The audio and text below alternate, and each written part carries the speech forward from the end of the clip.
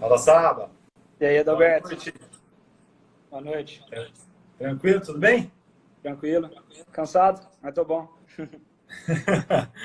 Bora. Dois. Bora. Vamos falar Bom, daquilo que a gente pessoal, gosta. E aí, já pessoal? Boa tá, noite. tem até uma pergunta já, Adalberto, mas depois a É gente vai mesmo? responder ela. Você já anotou? Já anotei aqui, tá aqui, ó. Nós vamos falar sobre ela. Ótimo.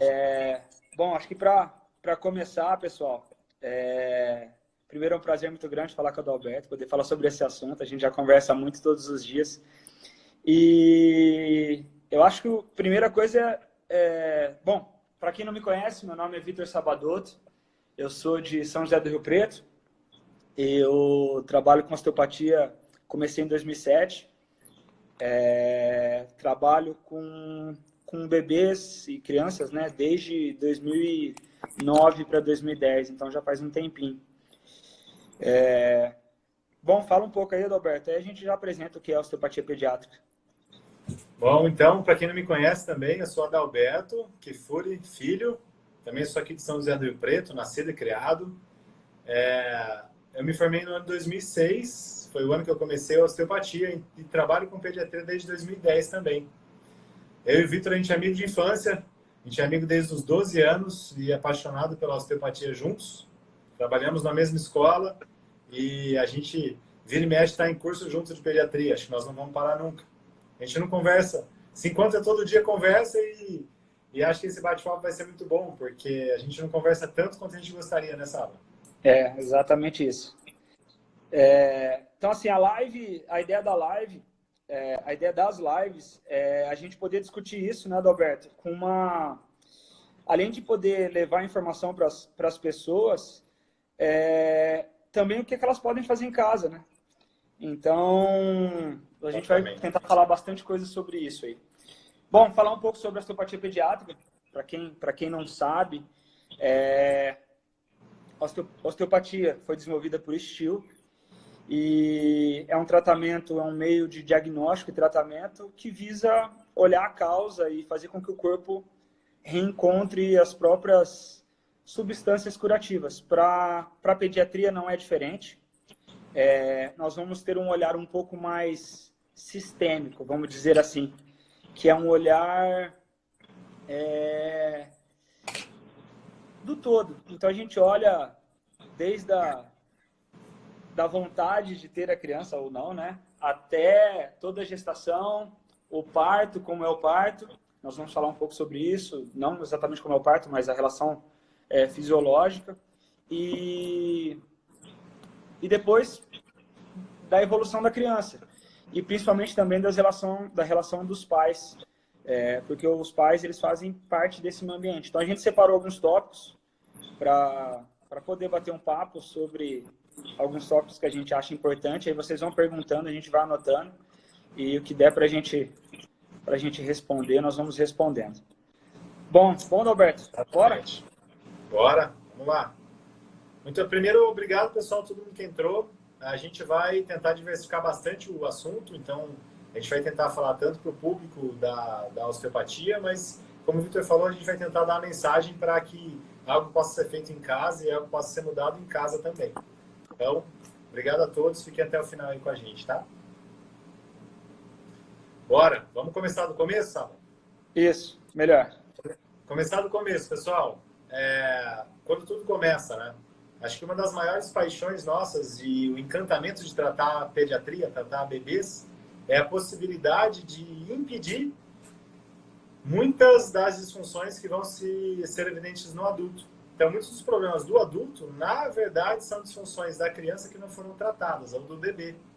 E quando começam essas disfunções, né?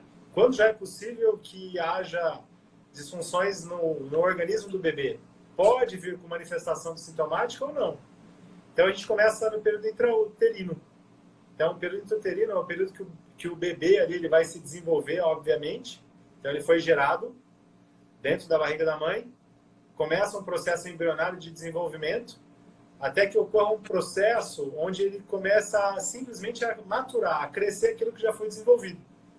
Então, para vocês terem uma ideia, até a 8ª semana do período gestacional, já existe praticamente tudo que o bebê precisa ali para esse desenvolvimento.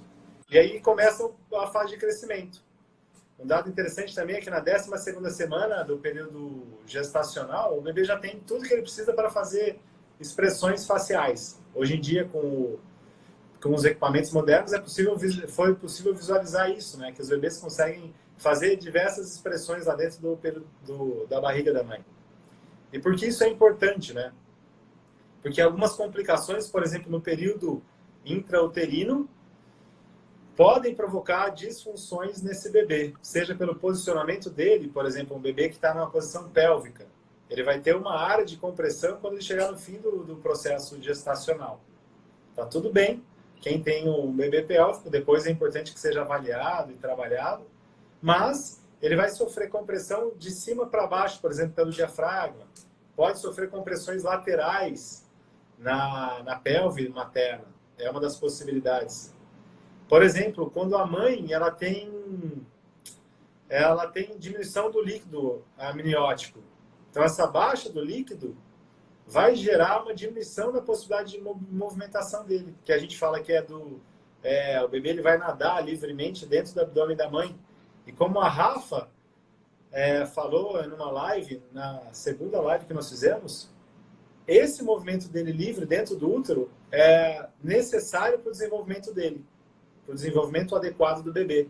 Então, por exemplo, se a mãe teve que fazer repouso absoluto em algum período da gestação, isso também pode desencadear um pequeno atraso. O que a gente fala aqui, pessoal, não é má formação, não são problemas, são alterações mecânicas que podem repercutir em disfunções ao longo de todo o desenvolvimento e fase adulta. Tá bom, período intrauterino. Por exemplo, se a mãe tem alguma queda significativa, uma queda do cóccix, não vai afetar o bebê diretamente, mas afeta a pelve da mãe e pode gerar um pouquinho de restrição ali nesse período, na hora que o período que o bebê vai ter que encaixar, vai ter que descer, vai ter que se posicionar, ou mesmo a mãe, né? É possível que ela tenha mais desconfortos. Então, esse é um dos pontos importantes. Depois, no período do parto. Hoje em dia, tem bastante polêmica sobre a relação de parto, né? Parto normal, parto cesárea. A gente não quer entrar muito nesse mérito. É dizer que, assim, que o normal é normal. E seria a via de passagem para o bebê. E existe a justificativa para isso, né? É quando ele vai ser todo modelado, todo moldado. O crânio do bebê é comprimido, por isso ele é todo maleável para que ele possa passar dentro do canal do parto e depois sofrer a gente fala que uma grande descompressão no nascimento. Ele é comprimido como se a gente pegar uma bola e colocar na piscina, embaixo da água. A hora que a gente solta a bola, ela sobe com bastante potência. Isso vai fazer uma grande descompressão no corpo do bebê. No caso de uma cesárea, por exemplo, existe a compressão desse período intraútero, mas não tem a descompressão necessária. E isso é muito importante também de ser investigado, de ser avaliado. Não estamos dizendo que o bebê que nasceu de cesárea vai ter problemas. Obrigatoriamente vai ter disfunções, tá, pessoal? E se o bebê, por exemplo, esperou, fica aquele impasse da mãe, né? Eu vou ter cesárea, mas eu quero esperar o bebê dar sinais. É bem interessante, a gente vai ver essa relação dos hormônios do parto. Os hormônios que atuam no parto, que é a relação de dizer que o bebê está pronto para nascer, são justamente os hormônios que vão estimular aquela relação da contração do útero. Então, ocitocina, por exemplo. E vários outros hormônios, enxurrada hormonal que vai acontecendo ao longo desse processo. O bebê sabe, entende, agora eu estou pronto para nascer. Agora é comigo, agora eu vou ter que enfrentar a vida aí. Então, é algo bem interessante. A gente fala um pouquinho mais dessa relação desses hormônios depois. Por outro lado, esse bebê ele pode sofrer compressões por conta dessas contrações e depois ele vai ter que ser retirado, se ele já está numa posição de encaixe, por exemplo. Ele vai ter que ser retirado de lá, sem passar por aquele processo de compressão. Então, também existe aí uma possibilidade de algumas tensões mecânicas. Parto normal. É normal, como a gente disse, o bebê vai ter essa compressão e depois uma descompressão, só que tem muitas possibilidades de disfunção na relação do parto normal também. Por exemplo, a posição de apresentação dele na pelve, quando a gente fala, o bebê já está encaixado. Dependendo de como ele se apresenta, o mais comum é quando ele está deitado no lado... Ele está deitado no lado esquerdo da mãe, né? As costas do bebê estão do lado esquerdo da mãe e a cabecinha vem na direção na direção da pelve. Isso é o padrão mais comum. Ele pode estar à direita, ele pode estar transverso, pode estar pélvico, mas mesmo assim, dependendo de como ele apresenta a cabecinha lá na pelve da mãe, ele pode sofrer compressão. Algumas mães falam assim, ó, no período da gestação eu sentia meu pubis, sentia muita dor no meu pubis. Ou eu sentia muita dor no meu sacro. Isso é uma das possibilidades de que o bebê estava com uma pressão ali naquele local, é uma possibilidade. Ou a mãe não tinha mobilidade suficiente naquela área. Você vai falar, Saba? Não, era exatamente isso, assim, também associado com a pelve da mãe, né? A pelve, o abdômen, o tórax, né? É exatamente isso.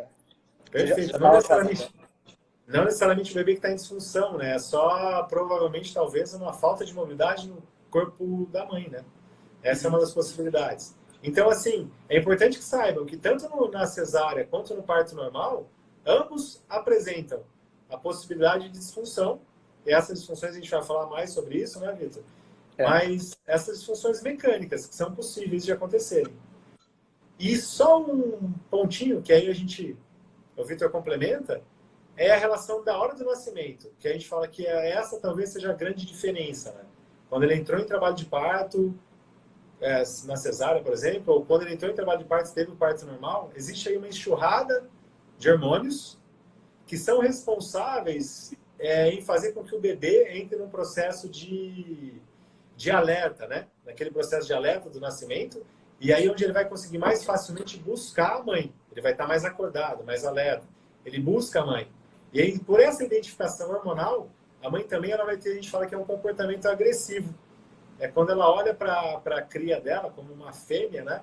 E fala assim, e tenta protegê-lo da melhor maneira possível. O instinto dessa proteção geralmente é a amamentação. Então é uma tendência, uma possibilidade que exista uma facilidade maior de vinculação afetiva. Justamente por conta desses hormônios do parto. Não quer dizer que uma mãe que teve cesárea não vai ter vinculação afetiva com o bebê. Só que esse processo é reforçado quando existe a liberação desses hormônios. Depois, eles vão sendo conquistados, né? Esse vínculo vai acontecendo ao longo do tempo. Então, acho que desse início, são algumas possibilidades de disfunção. A gente fala que essa chegada do bebê talvez seja um dos momentos mais importantes da vida dele, né? Que é como ele é recebido aqui fora. A gente fala que existe uma relação da estrogestação, que é o bebê, ele fica ainda um tempo como se estivesse dentro do útero da mãe. Tem gente que fala que até 3 meses e por aí. Mas como ele é recebido, quando chega aqui, pode fazer bastante diferença na vida desse bebê. Vitor? Ótimo. Aí, tá tudo bem? Tava fora do ar o teu vídeo.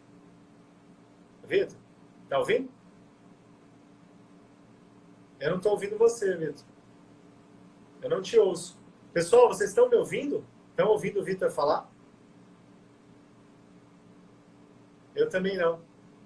Também não estou ouvindo. Não. Avisa. Pessoal, a gente vai